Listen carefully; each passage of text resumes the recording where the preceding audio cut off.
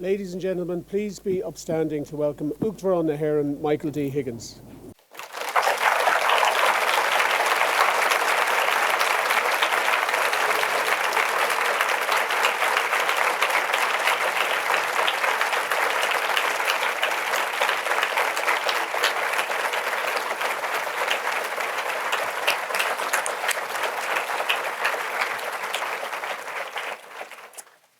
I'd like to call on the President of Dublin City University, Professor Daire Keogh, to address the conference.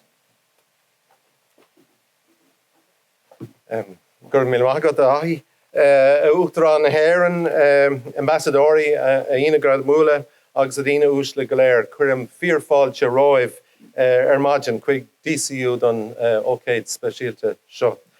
President of Ireland, President Higgins, ambassadors, distinguished guests, I'm really delighted to welcome you to DCU and to this, our St. Patrick's campus, for what is a milestone in the history of the university and of discourse in Ireland more broadly. It's wonderful to be here for the Centre for Climate and Society's inaugural conference.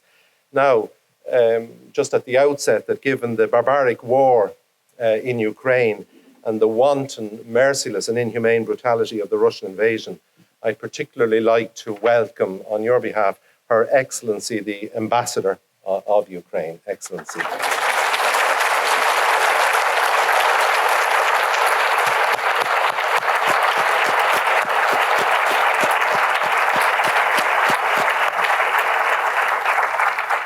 Uachtaráin, it's a great pleasure for me as President to welcome you back to DCU.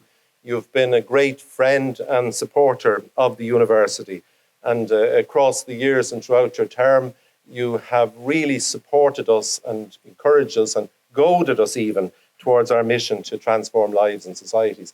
Of course, lecture theatre in some ways is the President's natural habitat. The great point is, of course, that he won't have to set any questions after the presentation today, and better again, and I know my colleagues are related to this, he won't have to correct any assignments either, Your Excellency, but it's great to have you here. You've been with us at very significant moments in the development of the university and our mission around education, in teaching and learning and research and engagement. I can think of recent events. You launched the Brexit Institute, the DCU Brexit Institute, which has really been, I think, a leading forum or agora for debate in Ireland and more broadly about not just Brexit itself, but about the future of the European Union.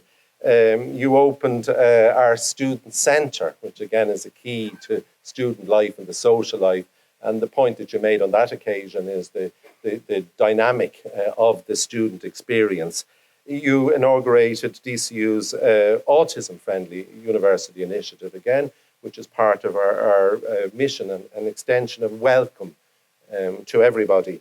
And critically, you developed what was a landmark lecture at the launch of the Ethics Institute in the Helix. Now, all of these, each of them on their own, but all of them together, speak to the President's interest and his ethos in terms of kind of democratic citizenship, European values, the priority of people's well-being, the education of citizens. Nothing is more important to the welfare of a nation than the education of its people, and your passion to create a truly inclusive society. So we thank you, President, for being with us today, and we're very honoured that you have supported us in this initiative. Today you join us for the inauguration of the Centre for Climate and Society. I know that this is an area too that you have great passion in, and in fact, like the rest of us, of course, it's an issue of self-interest, the future of the planet. And we greatly look forward to hearing the President's thoughts on the subject of climate change, civil society, the appropriate response of a nation like Ireland, in the context of our response to what is the greatest and most urgent of the global challenges. Now, the creation of this centre here at the university is a recognition that no longer can we compartmentalise our knowledge, which again I think is one of the great crimes in the modern economy. That's kind of dealing with big questions in silos. So no longer can we see climate change and the response of universities and the response of our students and of our colleagues and our responsibility in society simply as a challenge for the physical sciences or for the STEM disciplines. But this for all of us is climate change is a policy problem. It's a communications policy. It's a media problem. It's an ethics problem. It's an education problem. And it's a question of corporate governance and problems too, and response. And who better, of course, to address those than Dublin City universities, because each of those problems are the things that we get out of bed each day to address. And in fact, the challenge of climate affects every area of our society, and we will have to respond to it appropriately. That the Centre's research agenda explores the ways in which we can be more effective in addressing the questions around climate change. Big questions, but simple questions and clear questions. How do we connect and persuade the widest possible audience of the urgency of responding, particularly in an age where even the denial of the problem is a strong reality? How do we design effective policies and legislation to address these? And how do we enlist the active support of citizens in addressing the global challenge? How do we act locally in that global challenge? And there's no doubt that the research, the perspectives, and the unique insights, I think, that the humanities and social sciences will bring to this question will be vital in leading Ireland on the journey towards a zero carbon future. And the work of the Centre, the work of the humanities and social sciences perspective, will greatly enhance the work of our colleagues across all 5 faculties of the university as we advance DCU's commitment to sustainability. And whether we do that in teacher education here in what was St. Patrick's College, or whether we do it in the thorny and contentious areas of, say, aviation in the business school, or whether we look for alternatives to fossil fuel in engineering or in the science faculty. And in that context, I'd like especially to thank Dr. David Robbins, who's the Centre Director, and his co-directors, Dr. Dermot Tormey, Dermot is here in the front, Dermot, and of course Professor Pat Brereton, for their foresight in establishing this centre. I'd like to thank too the very talented crew, as Edmund Burke would put it, that little platoon that they have assembled to work with them in DCU School of Communications, in Law and Government, in History and Geography, and of course as well in the DCU Institute of Education and in our business school. In particular this morning, I'd like to thank our great partner and friend from Deloitte, Harry Goddard, who's CEO of Deloitte Ireland. And we'd like to thank Deloitte for the support of this centre and its aims. It is important that we say that the bold commitment of Deloitte is a reflection of your own values and the determination of the partners and members at Deloitte to walk the talk. I'm very pleased to say that Deloitte has been a great partner of the university, particularly in terms of our Access programme and in so many ways across the university. And we see this as an extension of that long-term relationship, that you are generous supporters and enablers of our mission to transform lives and societies. And your engagement has made this centre possible. So thank you to our friends in Deloitte. Comprehensive action is needed to address the climate change. And of course, that's not some action that we can do when we get ready for it, but that's an action that demands our extreme and urgent response. As the UN Secretary General, Antonio Guterres, said in recent weeks, the world's main carbon emitters must start drastically reducing their emissions by the end of this year. So that's 6 months, folks, by the end of this year. And I believe that the Centre for Climate Change and Society can be part and an important part of that solution. It has an ambitious, radical, and some would say very daunting remit that you set yourself. But that's a task that we all must take on board. That's a task inspired by our university's overall mission, as I say, to transform lives and society. And the establishment of this centre is a critical element of the university's overall efforts in the area. And it's guided by our recently published climate change strategy.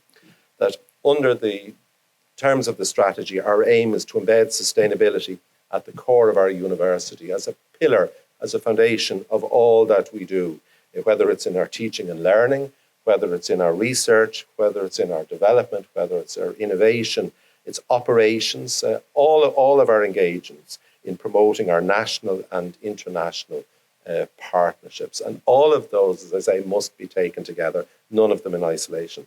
And ultimately, the ambition of DCU is to make this a net zero carbon university, while also ensuring that our staff, our students, the people that we teach, our graduates are knowledgeable and have the competencies to act with great effect to create a sustainable future. So the ambition of this strategy is built on the bedrock of a diverse array of research and engagements here at the university.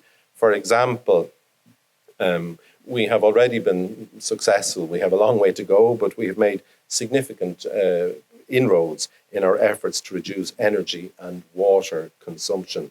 The DCU Water Institute does incredible research on the health of our rivers and our seas. Our Glasnevin campus is the centre for the first major e-scooter, intelligent e-scooter trial in Ireland with our German partners Tyr and Luna, which is based on DCU Alpha, our successful innovation park.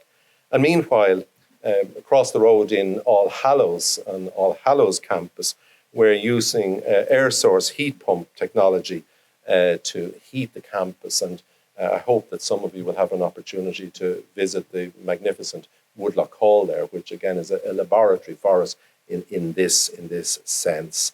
I understand too that DCU is the only university worldwide to submit our carbon emissions for audit with the International Monitoring Group Carbon Disclosure Project.